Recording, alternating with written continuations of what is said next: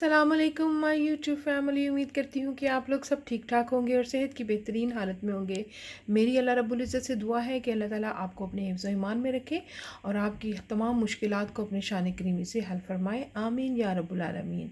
अल्लाह के नाम से शुरू करते हैं, बिस्मिल्लाहिर्रहमानिर्रहीम। तो जो आज मेरी रेसिपी है वो है सबका फेवरेट आलू गोश्त, जिसके लिए मैंने मटन का गोश्त लिया है। तकरीबन 800 ग्राम लिया है मैंने मटन का गोश्त और उसको मैंने धोकर साफ़ कर लिया है।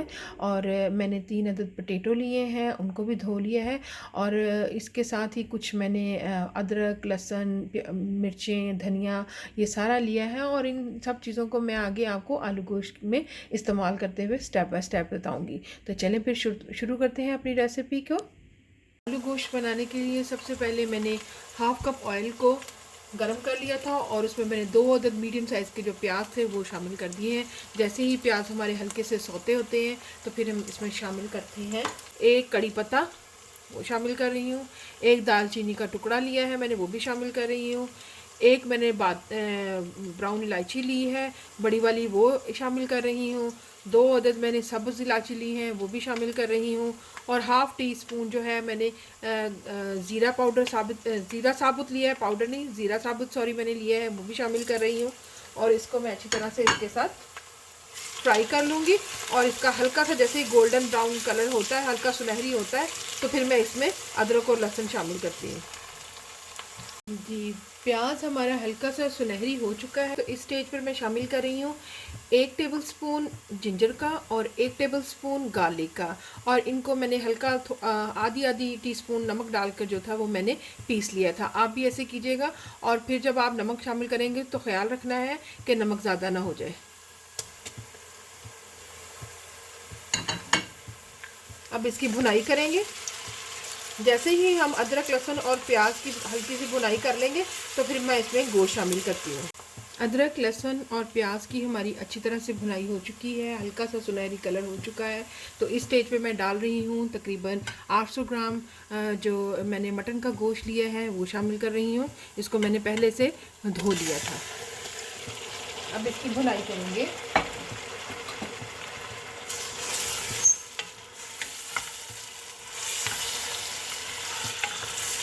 गोश्त की हमारी अच्छे तरीके से भुनाई होगी और भुनाई करते हुए मुझे तकरीबन 15 मिनट हो गए और मैंने बिल्कुल स्लो आंच पे इसकी अच्छी तरह से भुनाई की है।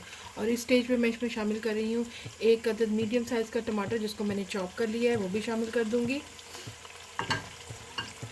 साथ ही मैंने कुछ स्पाइसेस लिए हैं।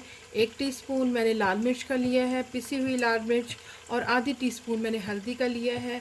और 1/4 टीस्पून जो है वो नमक का लिया है। नमक मैंने कम इसलिए लिया है कि अदरक लहसुन को पीसते हुए भी मैंने नमक शामिल किया था और आपने नमक को चेक कर लेना है। अब मिक्स करेंगे और मज़ीद इसकी भुनाई करेंगे। गोश्त की और मसालों की हमारी भुनाई मज़ीद 2 मिनट तक हो चुकी है। तो इस स्टेज पर मैं शामिल कर रही हूँ 1 टेबलस्पून भरकर दही का और मज़ीद भुनाई कर लेंगे इसकी।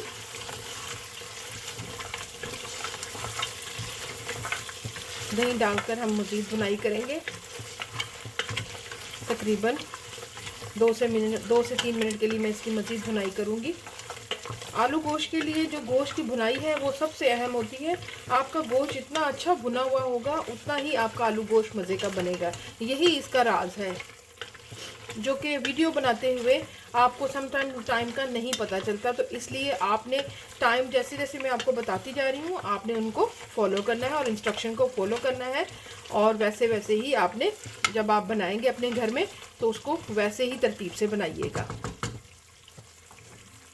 अब आप देख सकते हैं कि हमारी ये जो गोश्त है वो अच्छी तरीके से भुन चुका है। तो इस स्टेज पर गोश्त को गलाने के लिए मैं तकरीबन इसमें पानी डाल रही हूँ 2 ग्लास के करीब मैं पानी शामिल कर रही हूँ। आपने इतना पानी डालना है कि जिसमें आपका गोश्त जो है वो अच्छे तरीके से गल जाए। और अगर आपको लगे कि अभी गोश्त नहीं गला है तो आप इसमें मज़ीद पानी भी डाल सकते हैं।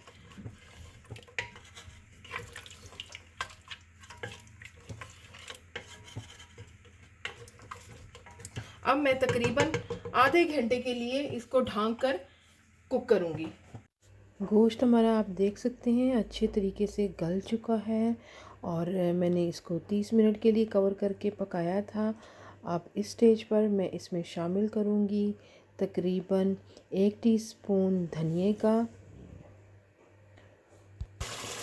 3 अदद आलू जो कि मैंने धोकर इस शक्ल में काट लिए हैं, और इसमें मैं 2 अदद जो है वो बुलेट वाली हरी मिर्चें जो है ना, वो मेरे पास आप 2 डाल सकते हैं, मेरे पास एक ही बड़ी थी तो मैंने उनके 2 पीसेस कर लिए हैं।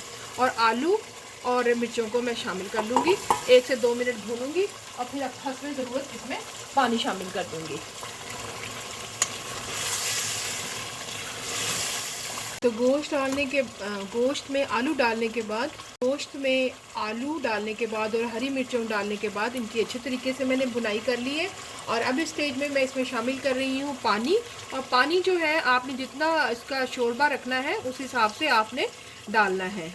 मैं अपने हिसाब से डालूँगी क्योंकि मेरे घर में थोड़ा सा शोरबा जो है वो बहुत ज़्यादा थिक पसंद नहीं किया जाता है, बल्कि थोड़ा सा रनी पसंद किया जाता है। लेकिन आपने अपने हिसाब से, जैसे आपके घर में शोरबा खाया जाता है, आपने उसके हिसाब से उसको कंसिस्टेंसी सेट कर लेनी है कि आपको अगर थिक चाहिए है या ड्राई चाहिए है तो उसको और ड्राई कर लेना है। लेकिन मेरे लिए ये ठीक है शोरबा।